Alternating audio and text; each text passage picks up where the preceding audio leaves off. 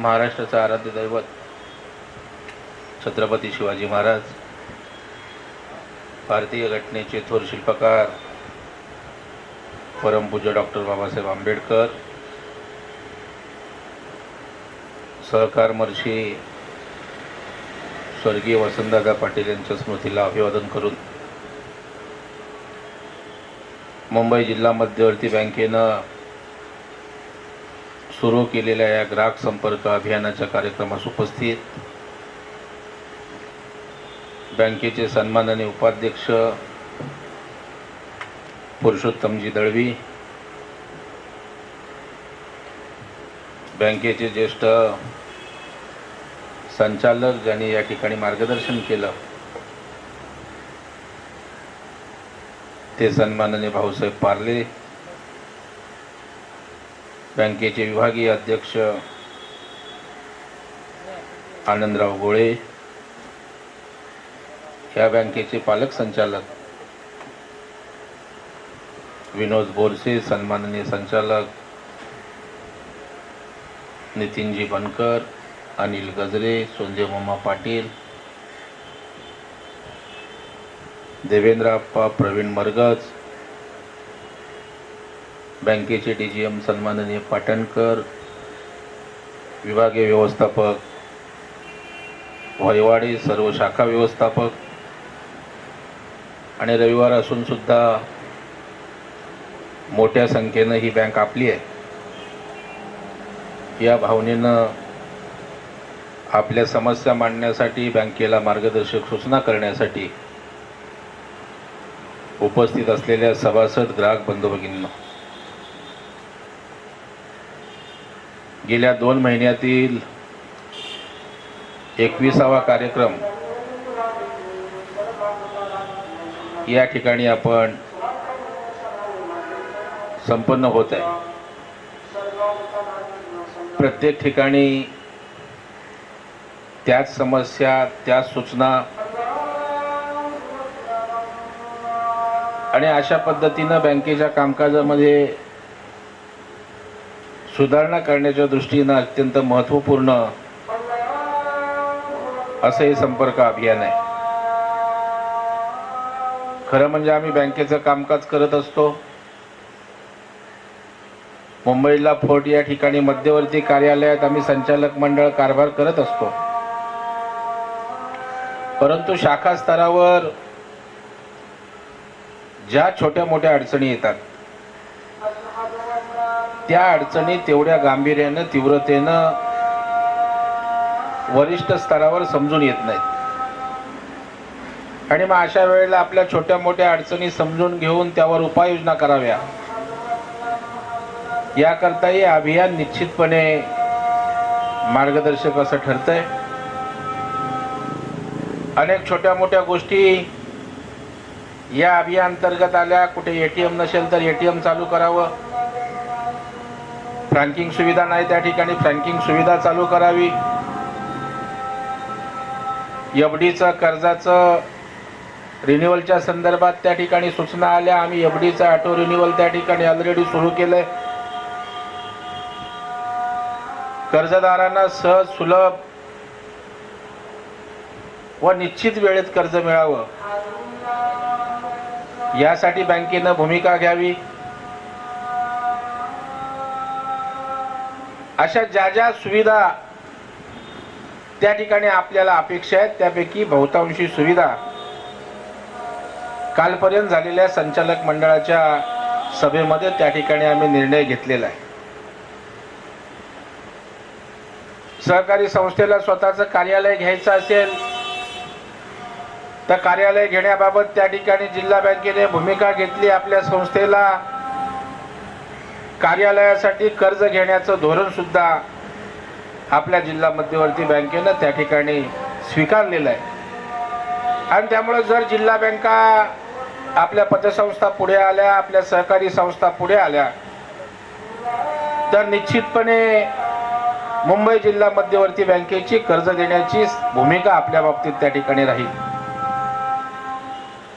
कारण शेवटी काल आमचा धारावीला कार्यक्रम झाला आणि त्या कार्यक्रमांमध्ये कष्टकरी काम करणाऱ्या माझ्या महिला भगिनी मोठ्या प्रमाणावर होत्या. घरकाम करणाऱ्या भाऊनी सांगितलं ते खरंय, खाली राहणार वरती आपला व्यवसाय चालवणाऱ्या गोरगरीब कुटुंबातील महिला उपस्थित होत्या. बचत गट चालवणाऱ्या महिला संस्था त्या ठिकाणी महिलांच्या प्रतिनिधी उपस्थित होत्या. काबाड कष्ट करणारा राबणारा एक श्रमिक वर्ग काल धारावीच्या आमच्या त्या सभेत उपस्थित होता. आणि प्रामुख्याने त्यांच्या मागण्या पाहिल्यानंतर, त्यांच्या अपेक्षा पाहिल्यावर, या मुंबई सारख्या या नगरीमध्ये मोठ्या बँका एका बाजूला आहेत, ICICI बँक आहे, ऍक्सिस बँक आहेत, मोठ्या राष्ट्रीयकृत बँका आहेत, परंतु या छोट्या लोकांना तिथपर्यंत पोहोचणं शक्य होत नाही. आणि मग अशा वेळेला जेव्हा आम्ही म्हणतो की ही सर्वसामान्यांची बँक आहे, ही गोरगरिबांसाठी बँक आहे, आणि मग जर असं आम्ही म्हणत असो तर जो गोरगरीब घटक या मुंबई शहरामध्ये राहतो, सर्वसामान्य माणूस जो या शहरामध्ये काबाड कष्ट करतो, त्यांच्यासाठी काहीतरी केलं पाहिजे या भावनेतनं धोरण बनवण्याची भूमिका जिल्हा मध्यवर्ती बँक त्या ठिकाणी घेत आहे. आणि मग 25,000चं, 50,000चं, 1 लाखापर्यंतचं कर्ज जरी त्या महिलेकडे कुठल्याही प्रकारची इन्कम टॅक्स रिटर्न नसेल, कुठल्याही प्रकारची त्यांच्याकडे कोलॅटरल नसेल, तर कशा पद्धतीने तिला ते कर्ज देता येईल आणि तिला उभं करता येईल याचा सुद्धा प्रयत्न जिल्हा मध्यवर्ती बँक म्हणून येणाऱ्या काळात आम्ही करणार आहोत, हे सांगायला मला या ठिकाणी निश्चितपणे अभिमान वाटतो. कारण शेवटी या छोट्या घटकासाठी कुणीतरी दिलं पाहिजे, केलं पाहिजे. कारण जर आम्ही 100 प्रकरणं अशा प्रकारचे केली, 2-5 त्या ठिकाणी थकली, काय मोठा बँकेच्या आयुष्यात फार फरक पडत नाही. कारण कोणतरी विजय मल्ल्यासारखे उद्योगपती त्या ठिकाणी 9-9, 10-10 हजार कोटी बुडवत असतील, एक माणूस 10-20 हजार कोटी बुडवत असेल, तर आमच्या 1000 माणसांना कर्ज दिल्यानंतर त्यातल्या 5-10 लोकांनी बुडवलं तरी हरकत नाही. परंतु या गरीब लोकांना मदत करण्याची भूमिका जिल्हा बँक म्हणून आम्ही त्या ठिकाणी घेतोय. आणि मी निश्चितपणे अभिमानाने आणि खात्रीने सांगेन की जो छोटा माणूस कर्ज घेतो, जो गरीब माणूस कर्ज घेतो, उद्योग व्यवसायासाठी जो छोटा बेरोजगार तरुण कर्ज घेतो, महिला कर्ज घेते, त्यांची मानसिकता कधीच कर्ज बुडवण्याची नसते. 2-5% कोण लबाड लोक त्या उद्देशानंच घेत असतील, त्यांचं मी समजू शकेल. परंतु छोटा माणूस हा त्या ठिकाणी कर्ज घेतल्यानंतर ती कर्ज परतफेड केली पाहिजे या भावनेचाच त्या ठिकाणी असतो. आणि म्हणून अशा कर्ज मागणाऱ्या लोकांसाठी सुद्धा मोठ्या स्तरावर त्या ठिकाणी धोरण बनवण्याची भूमिका जिल्हा मध्यवर्ती बँक म्हणून आम्ही त्या ठिकाणी घेतोय. कारण शेवटी या जिल्हा बँकेचा ग्राहक वर्ग असेल, सभासद वर्ग असेल, हा सर्वसामान्य आहे.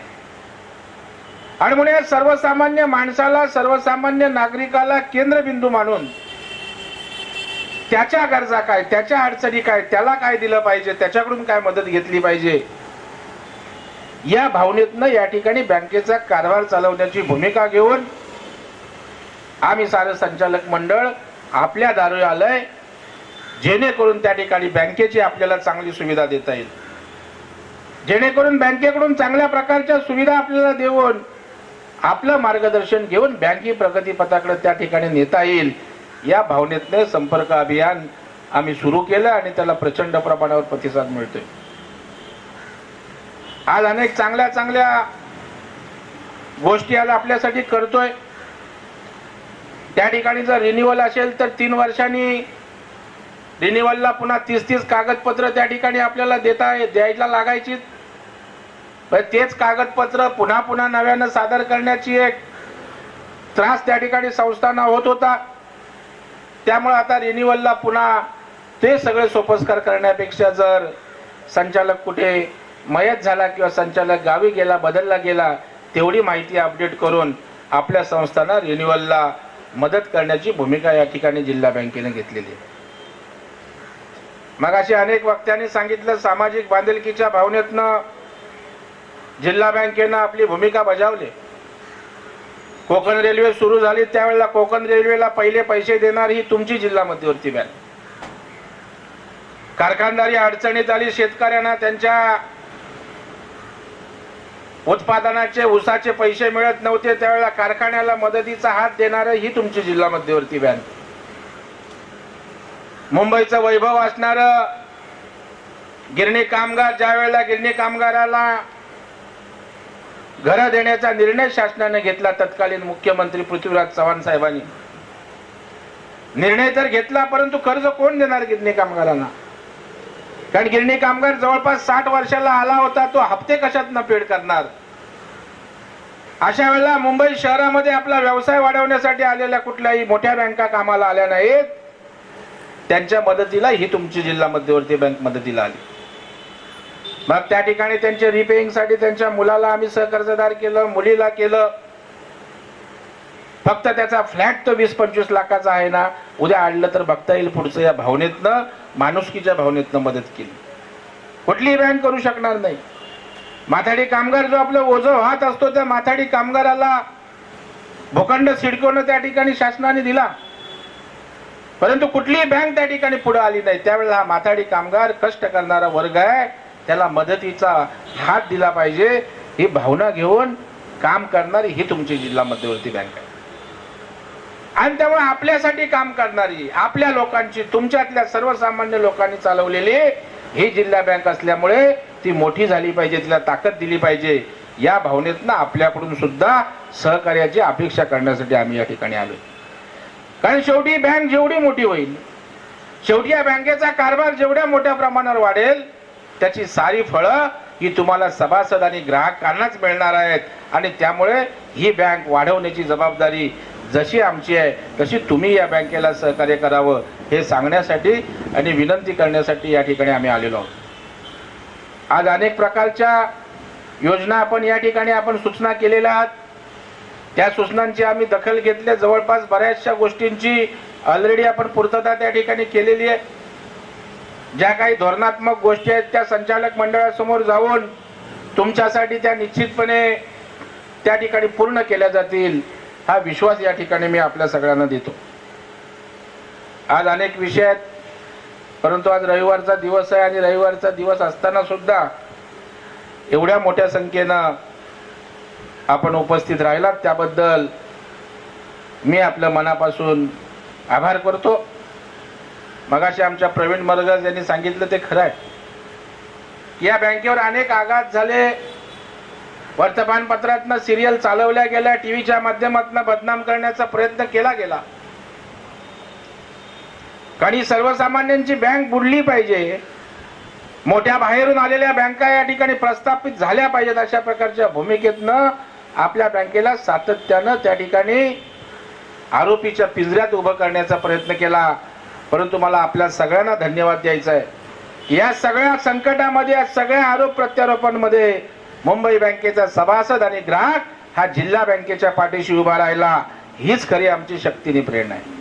आम्हाला कोण काय छापतं, कोण काय बोलतं, यापेक्षा आमच्या ग्राहकाला काय वाटतं, माझ्या सभासदाला काय वाटतं, कारण त्यांचा विश्वास जोपर्यंत आहे तोपर्यंत आम्ही कुठल्याही त्या ठिकाणी आरोपाची आणि संकटाची तमा बाळगत नाही.